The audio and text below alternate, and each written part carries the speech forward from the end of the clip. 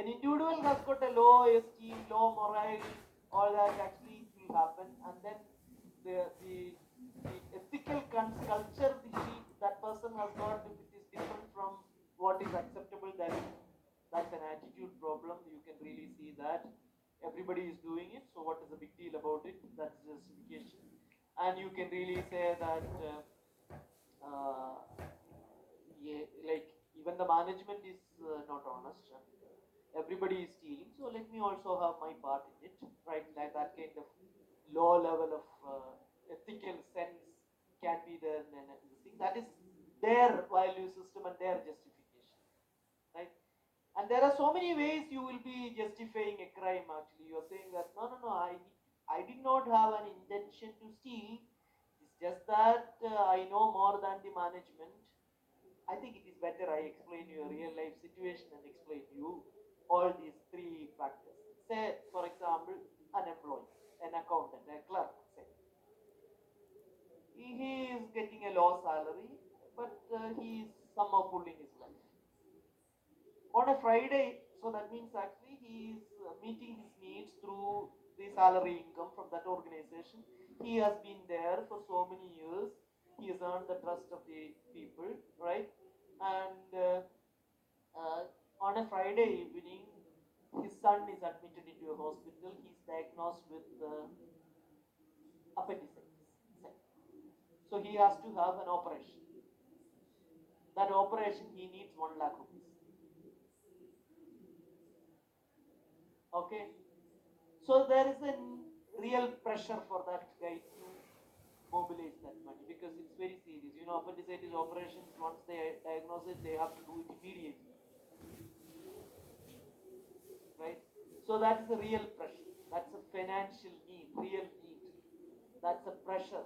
That's a motivation to get money somehow, right? So that individual has got a pressure. Now he is enjoying the trust and nobody suspects him. He knows that there is 5 lakh rupees lying there. Tomorrow is a holiday, day after tomorrow is a holiday, only on Sunday that's the next working day, and this money is lying idle there. So he never considered this steal, and he is really taking care of the financial needs. He can justify it in many ways. So that trust is giving him an opportunity. That trust is bypassing so many controls. Like if that trust is not there, actually, probably, or as an organizational policy of internal control, you could have gone for dual key. If that is the case, at least one more employee he had to discuss that. So only if they were colluding, he could take that money. If there is a daily verification and if the key is there with another employee, daily cash verification counted, then that is an internal control an organization can have, and the key is there with another person, or with the key is there with dual people, actually dual key, or whatever, actually the two key system, if it is there, then probably this there was no opportunity to take that, right? So there, the adequate internal control there means actually he wouldn't have had the opportunity to take that money. So now that he is enjoying trust, and on a Friday evening after the work, if he comes there, normally he comes for the work and nobody notices, and he has got the key, and there is 5 lakh rupees lying idle there. He is taking that, and now he is justifying. I know that I know more than the general manager when the money is needed. My duty is to ensure that there is uninterrupted supply of money. There is no disruption to the work. Right? So Monday morning I will see whenever I need money, when I don't account it, I just keep an IOU slip there. So see, look at there is an IOU slip. But then the problem is actually a employee should be given an ethical training there, that these things, once it happens, it will be viewed as a crime. See, he should be educated. So that kind of ethics education can go a long way against rationalization also, right? So he is like he's saying, you see, my salary is low, and as I am dealing with 5 lakh rupees on a daily basis, if there are something, as long as I return it on time, there is no issue. That is a perquisite, that's a hidden perquisite associated with that job. This kind of attitude, this kind of rationalization, this kind of justification, yeah, everybody is doing it in all the other organizations also. Cashiers, when they deal with lakhs of rupees, is it a problem? And I did not really want to steal it. Actually, I have arranged for a fund, and if the management was there, I would have just asked. I could have just asked for a salary advance, and they would have given. But it's just that a Friday evening, none of them were there. Otherwise, I would have easily got it. He could justify that way. It's crime. And he could also say that I have already arranged for a loan. Like my brother-in-law is coming tomorrow morning. He is coming from say Bangalore to Kerala, but he is bringing money. When he brings that money, I will replace that. It is just like I have taken a loan. But then, does he have the authority to take a loan? Is it proper? So you have to really educate him what is appropriate, what is not appropriate. But even then, people have got this kind of attitude, means it's very difficult to plug that. So only aspect of fraud which can be effectively addressed by management is the opportunity part. Pressure, you can do little, and rationalization still little.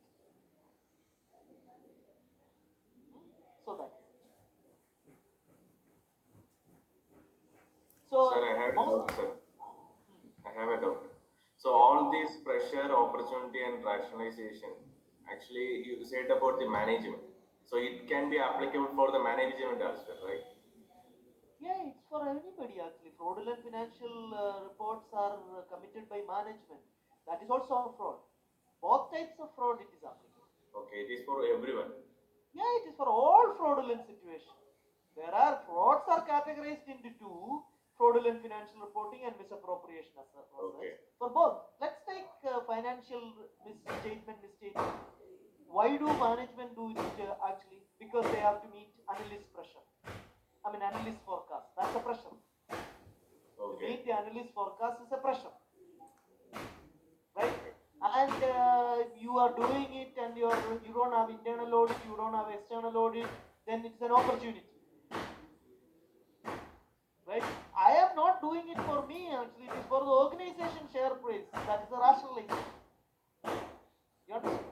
So that's most often for the product. See, it is not for my benefit. Share price going up means I don't have even a single share. Who is benefiting? Shareholders are benefiting. I am not benefiting. That's the rationalization you would for fraudulent financial. So it is for both all types of fraud. Actually, this is limited to workplace fraud by Ronald Ackersley, but if you take this fraud triangle, in my personal view, for all types of fraud it is applicable. Even what is it actually? You go into the solar scam, which was there in the Kerala. You take, there is a person who thinks that for the standard of living, this much money I need. So she had a pressure. Like she was really an intelligent girl who had even the rank mark, but somehow she did not. So that standard, to maintain that standard of living, that there was a perceived pressure, perceived need, that was a motivator. That standard of living and status, opportunity in the system, there was too many loopholes to do that, right? Justification, everybody is doing it, and I did not have any intention to defraud everybody. And if everybody whom I had a deal with, if they come and immediately ask money, can the State Bank of India give money to everybody? If everybody comes and asks for deposit, current account deposit, they don't have. And in fact, government of India has not printed that much currency, right? So all these three ingredients are there in any fraudulent situation, but Ronald Argosy is talking about internal fraud and workplace fraud. It is very much applicable there. So that itself, both white white collar and blue collar, in all fraud, all three are involved, but you may not notice that because of the hidden nature of it. If you really have an eye to see beyond what you see, like you have seen Lion King, no? There, what Nattu is, you should look beyond what you can see. then you will see the red flags. That's what we are going to get into.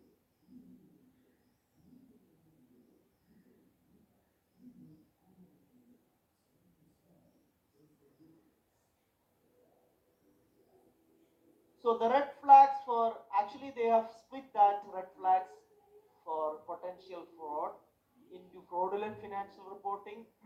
If I had taken, we will go through that. Not we will go through that. You just read.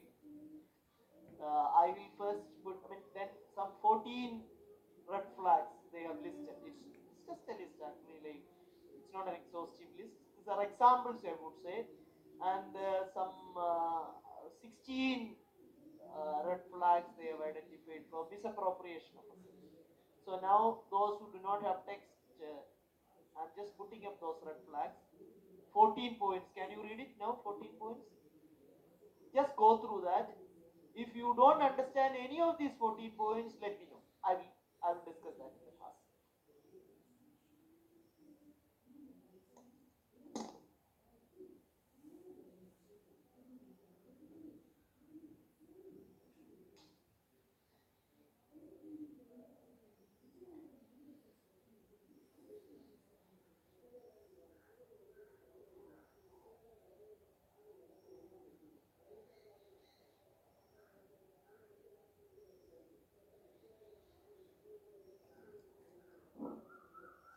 Okay, before I get into that, I think I have to really tell you some points about these three things. See, first, let me take the opportunity.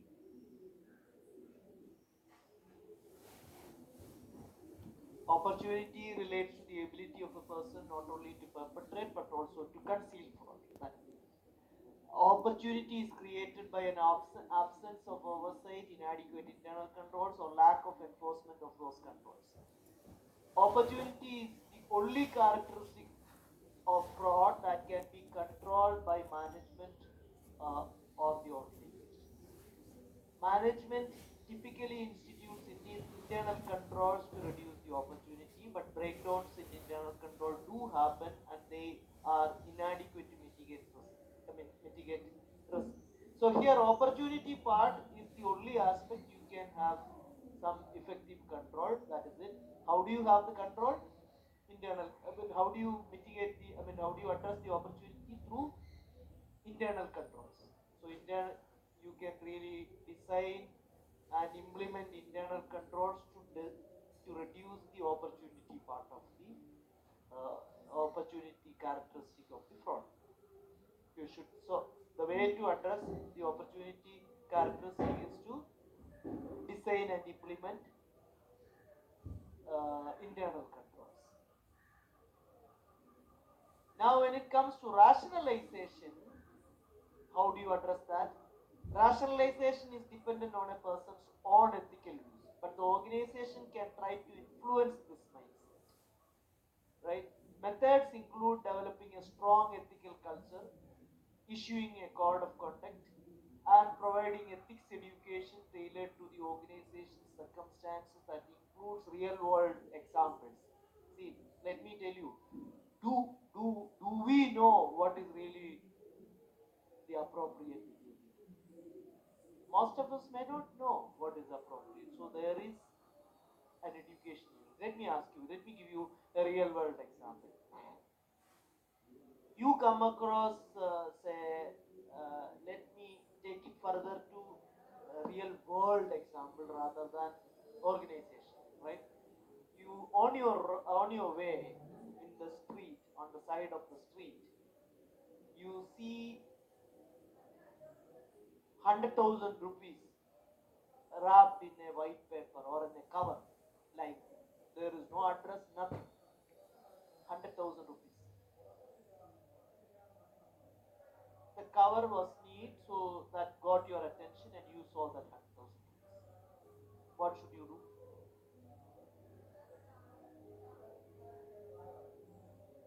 I can't hear you, John. Can you unmute? What are you supposed to do? I will keep it in my pocket. You will keep it in your pocket, right? But 100,000 rupees is really a significant amount. Yeah, then I will approach to either nearby or to give to police. Yeah. So now you are coming out. So inform police or other authority. Police is the authority, right? In Kerala, police is the authority for that. So that is the if you see it on the road, then police is the better authority. But if you are there, carnival or anything, probably that the organization of the Organization. carnival, yeah. So there you could get that announced or that you can do that actually. So you are supposed to do that. But then you know something actually. If it is 100,000, yes. What about if it is 100 rupees? You might even put that in your pocket. But that for you 100 rupees might be 1,000 rupees for terrace, right? Again, depends. So you have to really see that. If you come across this organizational policy, if you see any amount, reasonably high amount, if you see, inform the HR department about lost and found. Otherwise, some people think that if you just ignore 100 rupee note lying there, there are so many people who think that even 1 rupee lying there. If you don't pick up that, that's a crime actually. That is a disrespect for the country. That's what their value system teach them. So they should pick it up and they should like inform the appropriate authority as parents. Right? So what is really needed in that situation itself, like you had a doubt about it, then think about somebody else actually. So an ethics education tailored to the organization's circumstance can go a long way, but then again it is not as effective as the internal control towards the opportunity aspect. So, but what all you can do are given there. The methods include there, what is the best practice? Developing, designing and implementing internal control. Here, what can you do? Methods include developing strong ethical culture. It's very difficult, but you should try that. Like a culture where people share their grievance, because an unshared grievance is resulting in fraud more than a shared grievance. You should understand that. Issuing a code of conduct, so what an employee is supposed to do. A code of conduct can have a section lost and found. So you know what is to be done in such situation. Providing ethics education tailored to the organization circumstances. So these are things you can do in the to address the rationalization, but the developing an ethical culture and all, like it's too general and you may not really see the desired effect. At least at least in a time bound manner you may not be, because it's a slow process. Then pressure.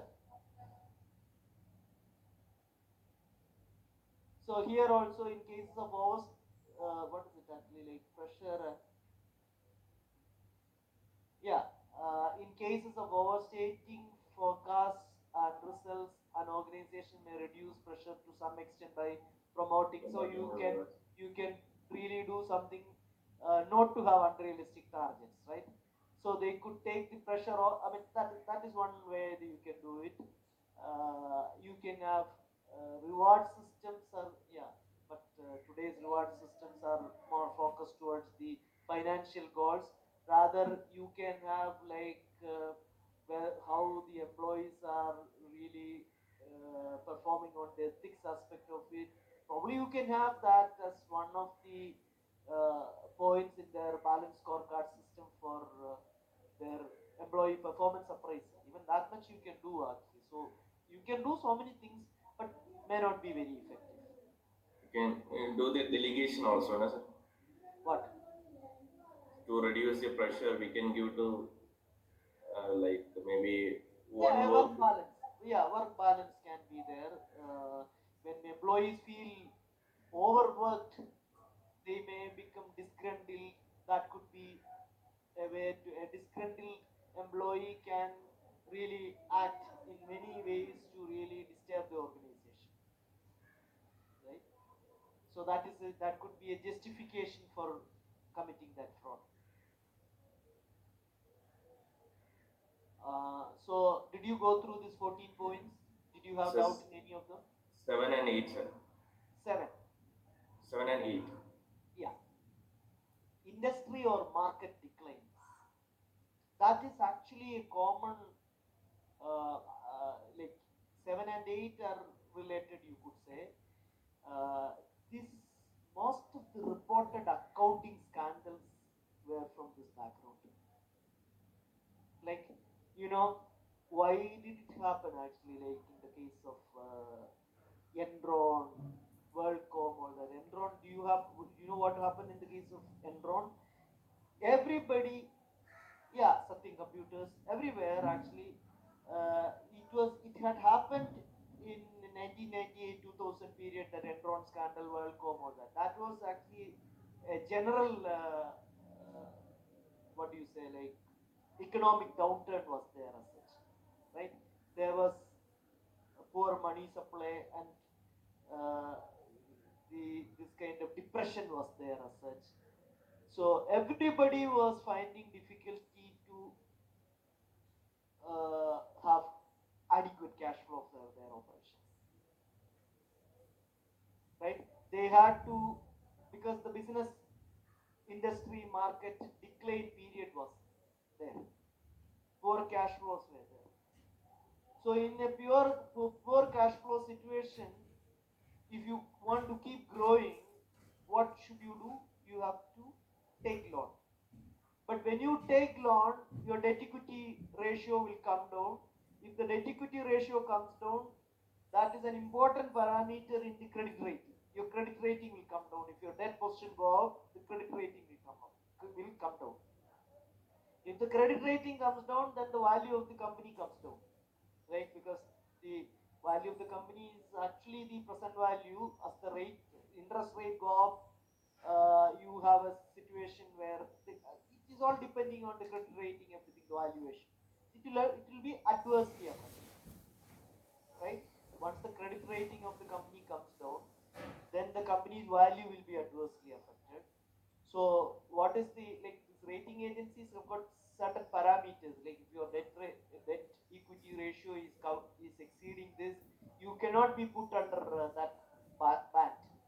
Enron was a triple A rated company, so they had a very comfortable debt equity ratio. But then everybody was finding difficulty to organize funds. Not only Enron, but Enron wanted to go for keep up with that. They wanted to really go for uh, a plant, right? But if they take a loan, that will be there affecting their rating through increased debt. So they had done some financial engineering, some fraudulent activity. They created a special purpose entity for that purpose, and that entity was taking a loan, and that entity had capital structure where, I mean, very little capital. It's a shell company, and they had set up the capital of Enron to a very low percentage. But then this company had a tie-up with Enron that everything manufactured by Enron would be bought by. I mean, so this plant, I mean, you can really have a loan taken for a new plant, for example. Let's forget about Enron. What happened? Just let me make it very simple. You want a plant for the company, and if you go for a loan, then your debt equity position will be high. So you create a special purpose entity and a new company, a shell company, wherein 10% is contributed by the parent company, the real parent, but say another 40% by some employee trust, pension fund, like that. You can have that. So because it is very minimal percentage, less than 50%, you don't have to consolidate that with the parent company. So that requirement is over. And now this small company will be going for plant, right? For acquiring plant and installing plant to manufacture these things as such. But when this small company go for a loan, the bankers will be reluctant. But bankers will be half ready when the new company say that we are going for a very specialized, sophisticated, very efficient machinery. As soon as the machinery comes, we will be, I mean, Not as soon as it comes, that machinery will have a lean on that in favor of the financial institution, right? So that, like, by whatever calculation would cover 50% of the bank's risk. That's like, because a new equipment coming, it is given as a security for the loan. So half bank has now become half maintained. But then this security, this asset-based lending is not encouraged by banks nowadays. They want a good business model. Like, what is a business model? Through business, they can generate cash flow. That is what is called a business model. So they want this small organization to develop an income statement, P&L account, everything, right? So in an economic downturn like this, depression like this, it's really difficult to find a buyer for the goods you are producing. But now, a triple A rated unrelated party, Enron, which is having its parent company actually, but it is only 10%. They are giving a guarantee that 100% of the items manufactured by goods manufactured by this SPE will be bought by this triple A rated company. What more the bank wants? So good business model, because all goods produced by this SPE will be bought by a triple A rated company with their guarantee is there. But actually speaking, it is their plan, but they are having another arrangement for doing it. But it is all legally possible, right? So they have done it, and now then the Akodi Standard Board had corrected the situation. Whenever there is a shell company like this, right? Depending on the amount of assets they are having and the share capital, the shell company, then you have to look beyond the shareholding percentage and see who is bearing the risk. So here, as Enron is giving a guarantee for buying the goods, definitely Enron was bearing the risk. But when you see the shareholding pattern, it was not warranting for consolidation. If you were consolidating, this asset would have been there, loan would have been there, then the rating would have been affected. But now you have found a mechanism. But to correct that situation, a definition of variable interest entity was introduced in the Akodi Standard. To some extent, that issue was reflected. But then, even then, there are 101 ways you can play with any of these issues. The right mindset is key. So, industry or market declines when it comes, really understand that the companies are having a pressure for fraudulent financial reporting. In the case of poor financial cash flows also, they may be violating liquidity ratios. See, certain loans, they may be having, like, you need to maintain this kind of current ratio, right? You need to maintain this kind of debt-equity ratio. Otherwise, your loan or bond will become immediately pay like that. So what should they do? They are resorting to actually to address the financial, fraudulent financial. So in these situations, the pressure on the management to go for fraudulent financial reporting are high. As an auditor or as a person who is interested in seeing that there is potential fraud or not, you will have an eye to see whether they are doing something to cover up this. So you understood this? All the non-scandals have happened in this background of industry market decline or forecast. 98 to 2000, you had a situation where the general economy was suffering from poor cash flows and market decline. That was the period in which all big frauds were reported. So whenever there is a depression, when there is actually, like, see, for example, some people might even take that an opportunity also. Say, you have a situation of poor cash flows and industry market. Yeah, I'll come to that. Situation like COVID situation, right? So some of the public companies may have to really overstate sales to maintain that business, and then some of the small companies may understate their profits, right? Than reality, reduce and take advantage of that situation. Everybody suffering, we also get not profit. Rather, they would have really made profit out of the new opportunities coming through the COVID, right? So this is some what is it say, aberrations in the general trend. People can really make use of that, and you should have an eye to see whether there is that's a potential, uh, that's a red flag for the potential fraud. So you will understand. Now, third point, high turnover of senior management, council, or board of directors. When there is high resignation, they may be leaving because there are some like there is some pressure to defraud the financial statements, right? So they may not be able to. They may be good people who are actually doing the right thing by disassociating from the organization. That is one. Another thing, another possibility is that okay, they commit some fraud and they don't, they continue, that will be caught and they are leaving. So whenever there is a high turnover of senior management, council or board, this legal counsel know the issues are this. Once they know that everything is fraud, they will leave. And even resignation of auditor also could be a red flag for the potential fraud in case of fraudulent financial reporting. Is point number 3 is clear for you, Terence? Yeah, yes, sir. Yeah. 4. Non-financial management's excessive participation in selecting accounting policies or determining estimates. See, the financial reporting is the concern of the finance people. When the non-financial people are poking their nose into that, they would be having some vested interest in it, right? So they would have like, okay, when you want to really address some evaporation as abnormal, they would come and say, see, what do you know about the production process? When I use this, when I produce this many chips, 30% is evaporation loss.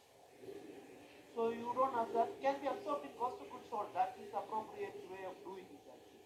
Whereas this man would have had some arrangement with the supplier of the goods to really, because the warehouse may be under his authority. So when non-financial management is excessively participating in what should be there in the cost of goods sold, what should be there as abnormal loss, all that, then there is some vested interest in that. So that is a red flag, right? And then say that okay, when in a bank actually like finance people are involved in creating bad debts provision, but then corporate banking manager is coming and saying that no, this I know the client, you don't worry like that. That he has gone out of the country, that is why he is not giving a letter confirmation like that. So when there is actually a pressure to uh, override all these controls, and there is an excessive participation in selecting accounting principles or determining estimates by non-financial management, you should really suspect whether they have a vested interest in covering up certain issues there. So I think 4 is clear. You have many issues, many items you can really see. It could be a bribe they are trying to cover up, right? So whatever. Then 13. Ah, this is a really important point. Unusually rapid growth. You know what has happened in the case of ICICI Bank and all? Like, if every bank is growing by say 5 or 4%, 5% annually, ICICI Bank is growing 25%. Or Chanda Kochar has got magic wand with her. So, I mean, it's not that everything is actually wrong there, but it's a red flag. When there is excessive, like unusually rapid growth every year, 50% growth, when the general economy is growing only by 3 or 4%, then there could be some fraud. There could be, not that it's always. So you should be taking that as a red flag. Unusually rapid growth, it is a situation where you could see whether this, are they taking adequate provisions? Are they having correct credit rating? I mean, credit, what is it? Report. What? Report. No, report rate.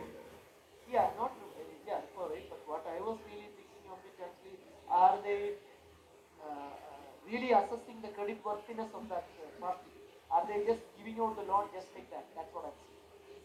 So So you may be pushing beyond so much that it may be a time bomb. After some time, people may not be paying, right? See, even good banks are really like everybody is trying, actually finding it difficult to grow the credit market. But if you take State Bank of India in the last 4 5 years, they are having huge growth in the credit card. So if you are interested in the correctness of the financial statement, you would see, well, you see, like all the supermarkets when you go into in Kerala, people will say, "Do you have a credit card, sir?" Yes. Then SBI is going to give you a free credit card. They will give you 150% of the limit what you are having in the other card. So they are pushing that card. Maybe a correct strategy. I'm not saying that it is a wrong strategy, but if the card is really growing, there could be some risk also associated. Whenever there is unusually rapid growth, your eyes should be wide open to see whether there is fraud. So I think 3, 4, and 13, pressure to meet analysts' expectation. I myself had the highly complex transactions when it happens also, like in the case of SB, one company, shell company, and then shareholding by this company. This kind of highly complex transaction may be needed, who knows? But when there are some highly complex options for that, you should really see whether it is actually a part of their fraudulent financial reporting or not. Most of the many of the cases it could be that. And transactions in tax haven jurisdiction. Like say for example, the company is here operating here in India, but the head office is there in Cayman Islands. Right? Why people go for Cayman Islands? Maybe that they don't want this to get noticed. Why is it really depositing money in a Swiss bank when there are so many banks in India? Maybe that it's black money. They don't want to get the Indian tax authorities to notice that, right? So in tax haven jurisdiction, when they are having transactions, that is an indicator, that's a red flag. Not that there is necessarily a fraud, that's a red flag. Okay, I think we have discussed enough for the fraudulent financial reporting red flag. But now let's go for the 16 points listed in the misappropriation of assets. Any of these points, if you don't understand, just or if you feel that a discussion needed, we will discuss that. Go through that.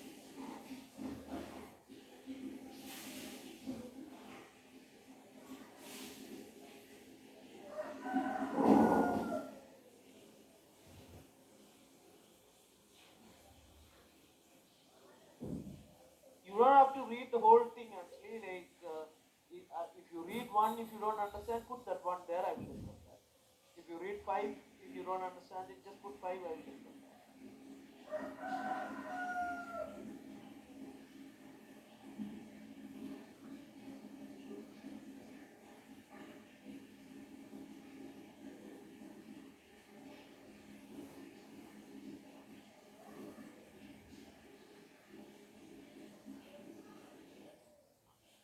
Payroll checks with the second endorsement.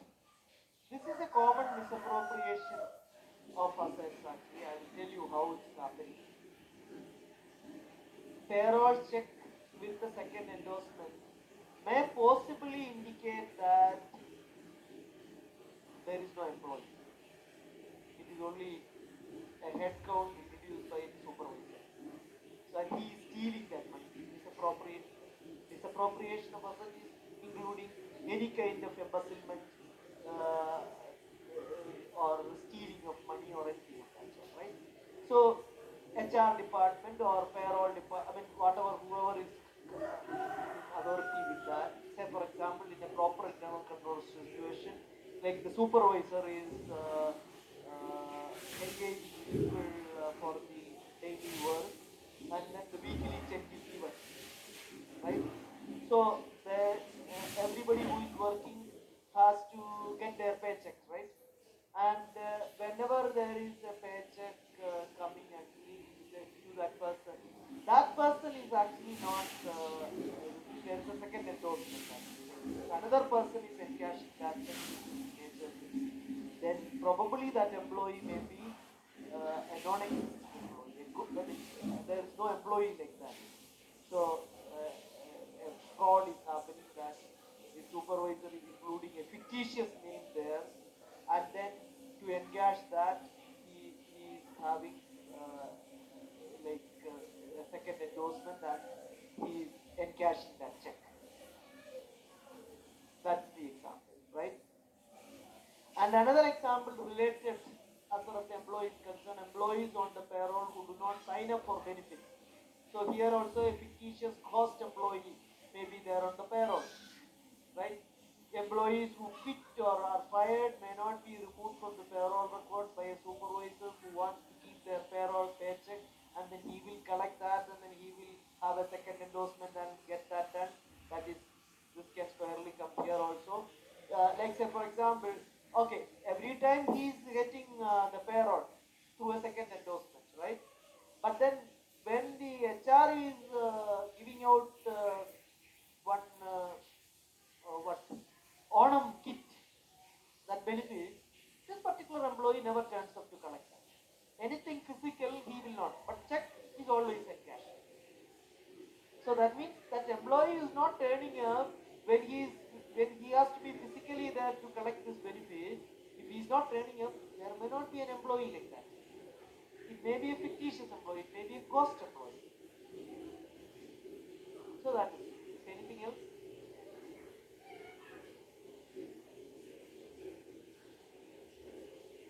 Common addresses on payrolls, refunds, and payments. Actually, sorry, payables, refunds, and the common addresses on payables. Like, say, for example, 2-3 parties, but when you see the address is same, probably like it may be the address of one of the employee or his relative, right?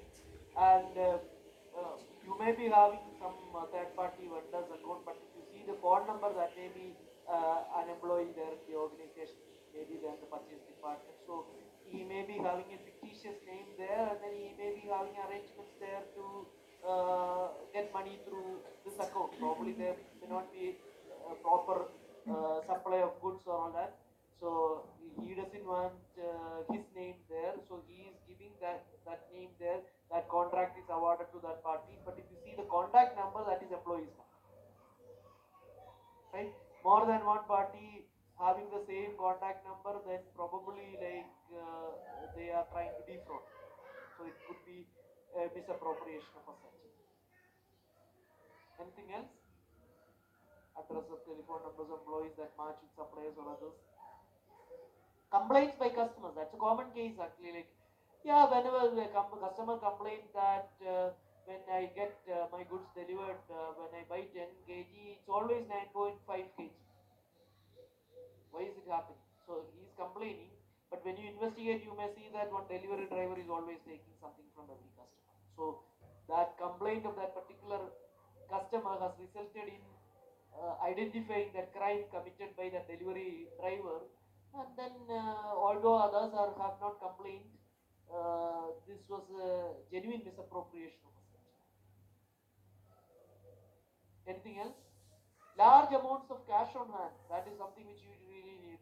See, when you have when you have the cash, that should only be there only for meeting the genuine expense, because everything is actually through bank. When you have it in the cash on hand, probably that cash may not be there. It is always an IOU slip. It's always a reconciliation cash. That is the case that this employee would have misappropriated that money, and he's always having that book versus the physical cash difference. The cash on hand is as per the ledger, right?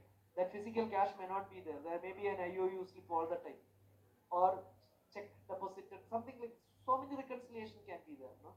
So that can be a fraudulent item there. Or even if the cash is there, why should that cash be there? That cash is there because he wants his money for his personal expenses then and there. That could be one reason why he is keeping a large amount of cash uh, in excess of the real needs to meet the day-to-day expenses.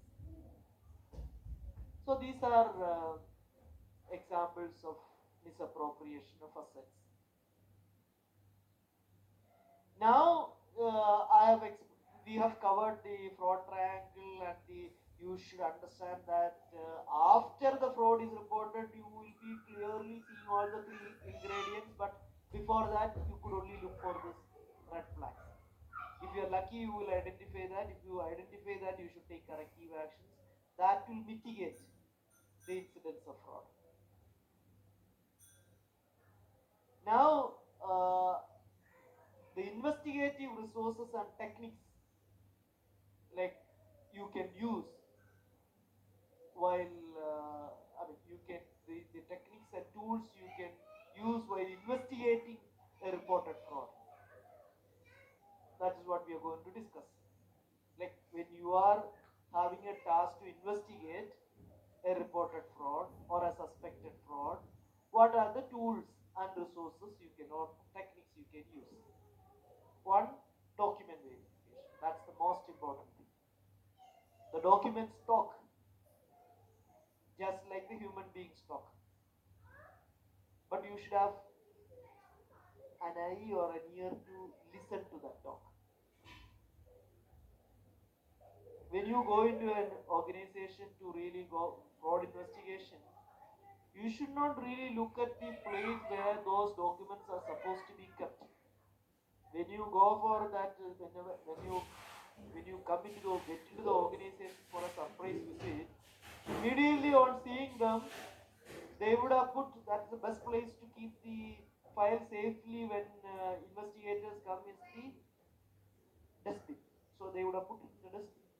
So you should look for the file in the dustbin also. Not that immediately you should go into the dustbin, but as an investigating officer getting into that premises, you should really look into the dustbin. You should look into the shredder machine, right? They would have like that's the safest place. No investigator has come. That file is right in the front of your table. Immediately you can put it in the dustbin. Immediately you can put it in the uh, what is it, shredder machine. So you should look for that. Maybe that okay. Immediately on getting the message that the investigators are coming, they are like their car is there in front of your office. You can take the sensitive files to the coffee shop, coffee room there, cafeteria there, if that is there inside your office. So you should really look for these locations where the files are not normally kept. And then the documents, the altered documents, uh, forged documents and all, they talk and they say that I am created, right, fraudulently. But you should really listen to that voice. Most of us got a feeling that the photocopies are genuine photo of what is there. That is uh, that's the easiest way to forge a document. You just take a photocopy because most of the people think that this photocopy is as good as original. But you can really take anything and then take a post-it slip on the original, right? And then whatever write you want to write or type, whatever you want it, even signature you can put it, and then take a photocopy of that, and then immediately remove that from the original document. Nobody will understand it. But if you really look into that post-it cover, the paper you are having it, that will have some trash mark around that. So that will really come to that. But even when you handwritten document, when you forge it, probably you may need, because see, sometimes when you write like this, say some doctors write like this, no? Api, they write like this.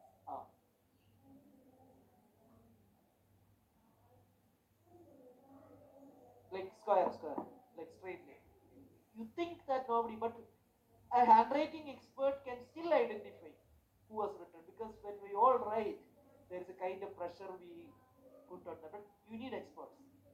Probably to really prove your point, you need expert testimony also at the court.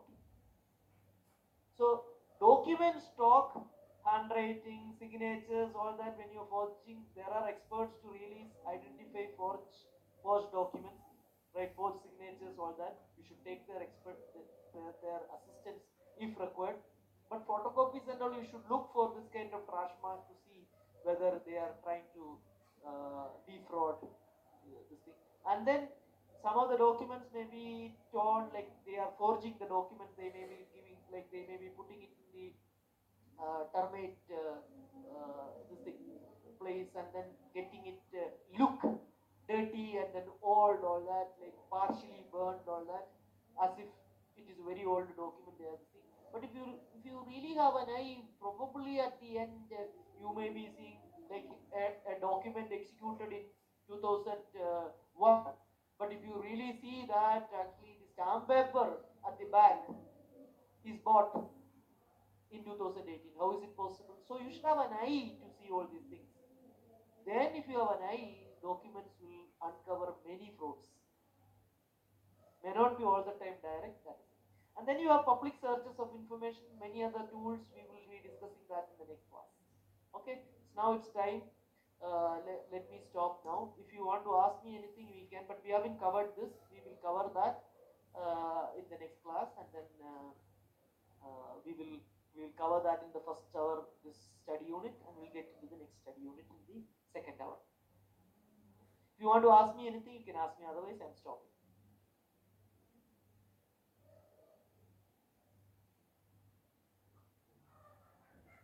Sean, anything you want to ask me? No. Terence? Nothing. Sami? John? Nothing, sir. Okay. See you then. Enjoy your Okay, day. nothing.